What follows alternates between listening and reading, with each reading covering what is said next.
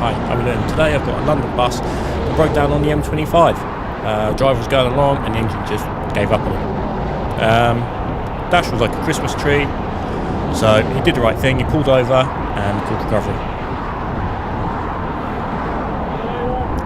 Now when I got on scene, there was a support vehicle parked behind it, so quick chat to the customers, and they informed me that they were going to make their own way, so it was only going to be myself and the casualty vehicle, which makes life somewhat easier.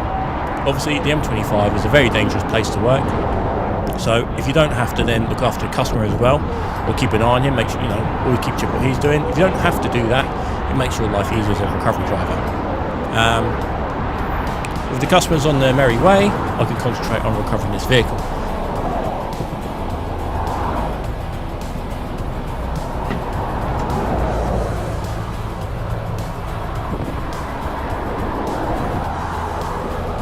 Start with the pre-lift, obviously. We've already backed onto it, boom was already folded down, so we've already done that. So stick the boom underneath the bus, get the front wheels up in the air, get enough room so you can stick the wheel stands underneath it. You have to be a little bit careful with buses. You need enough height so you can get the wheel stands underneath, but not ground out the bumper at the back.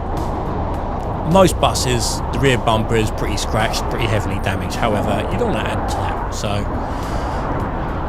if you don't, if you can, be careful.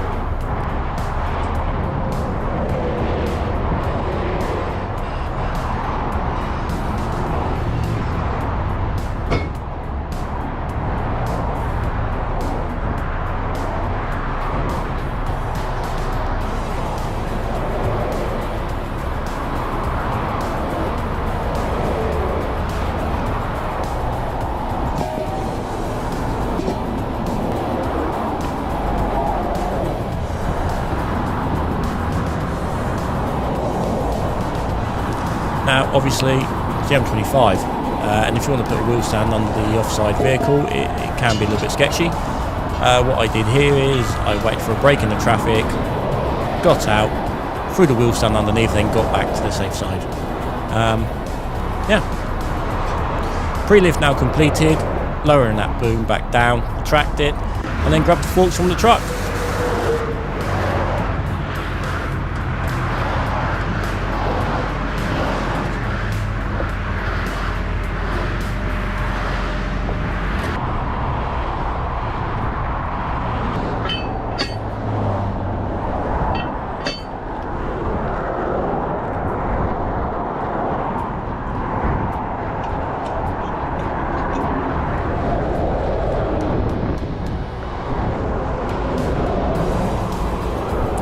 So on this vehicle, I'm going to lift off the ski ramps. You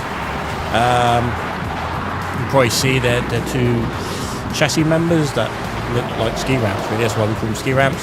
So you put your forks sideways. It can be a little bit fiddly to get them lined up. So 9 times out of 10 you can be laying underneath the bus just to move it 1 inch.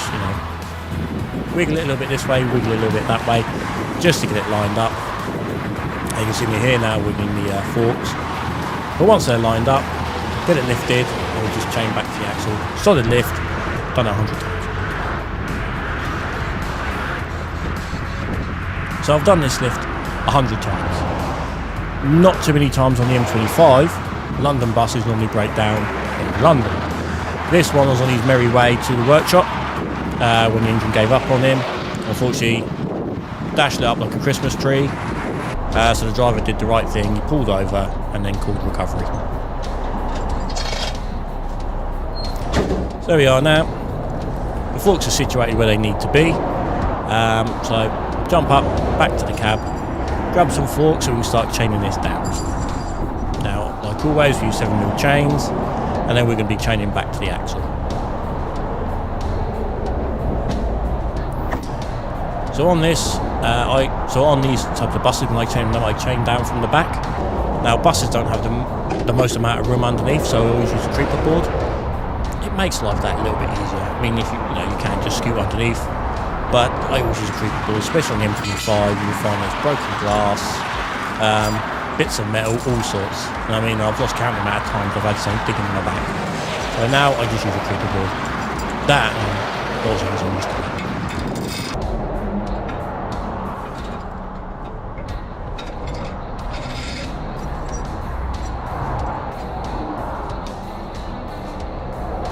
So the way I'm chaining up here is I'm going around the axle, over the spring, and then looped into the pedestal.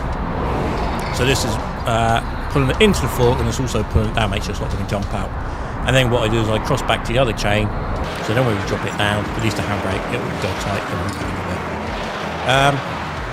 it. Rock solid way of chaining, that's the way I always do it. If you've got a different way of chaining, let me know. Drop it down in the comments, and yeah, if you have got a different way, definitely write it down, because every day is a school day and I love to learn something new. You know, I don't know it all.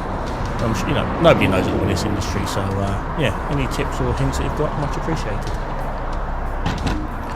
Vehicle chain down, put the creeper board back in the truck, lower her down, ride height basically where she's going to be, and then yeah, carry on with the recovery.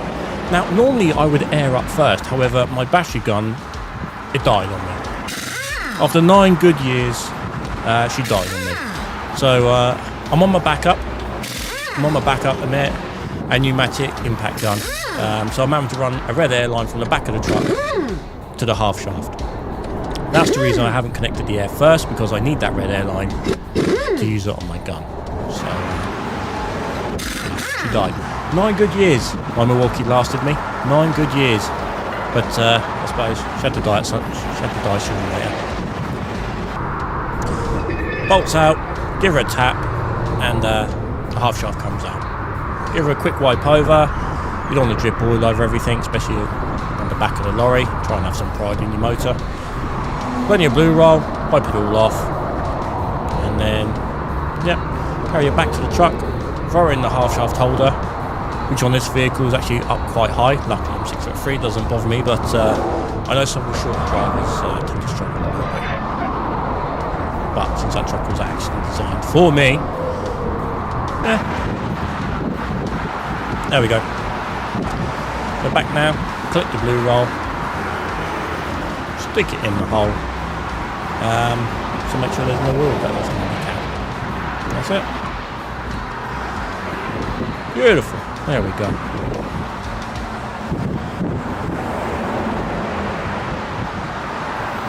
Put the blue roll away. We need that again. And now we're going to grab the actual airline to supply the casualty vehicle with air. So on this truck here, there's a small little Susie with 2 male C couplings on it. So we can simply just go from the back of the lorry, from the back of the recovery truck to the casualty vehicle. Buses have an air point right at the front, on the front cross member. So you only need a short little Susie. There we go. You see there on that front cross member. Sometimes it can be a bit of a pig. Being on the front cross member, they do get wet with all the grime and the salt water, so they do rust quite often. So they can be a bit of a pig, but this one went in quite nicely into the back of the recovery truck, and we're supplying that casualty vehicle with that. What we need to do now, jump in, release the handbrake, hear the chains go tight, and then we're going to boom it in. Now at the moment she's a bit far out. You could travel down the road like this, however it'd probably be a little bit bouncy, so we'll retract that underlift and bring her in to where suits us.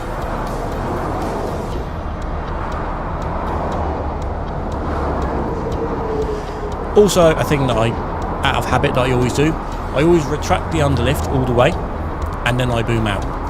I've often found that for one reason or another, one stage will extend before another one. So I always retract them and then boom them out altogether. Sorry, doesn't make sense that what I said, does it? So, what I found is when empty, when unloaded, one stage will extend faster than the other. Okay, so there's obviously 3 stages on our underlift. However, when loaded, they extend both at the same time, so all the stages extend equally. So that's the reason that I retract it fully and then I boom it out to where I want it. If that makes sense. I hope it does. Casualty vehicle now in the position where we want it. It's just a case now of sticking some lights on it. Now I've got wireless lights. Unfortunately on the back of the bus there's not a lot of places to stick them. So I use 4 cable ties, 2 cables on each. I pop the back up, thread them through the little holes, and yeah, just pull them tight, and the wireless lights sit there pretty. Now when I'm at destination, when I'm dropping the vehicle off, a pair of cutters, cut the cable ties, and that's it. It's a nice simple way of connecting wireless lights. That's it. That is my bus loaded on the side of the M25. Back in the cab, and now it's get up to speed, wait for a break in the traffic, and then join the carriageway.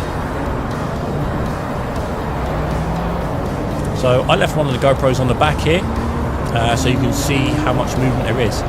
So it's surprising how much bouncing actually happens on the back of a recovery truck. But she got there safe, we unloaded her, and the customer was happy. And it was on to the next one. Anyway, I hope you enjoyed this video, and yeah, I'll see what I come across on my daily recoveries, and then if anything interesting pops up, I will be sure to post a video. Nice one. Cheers.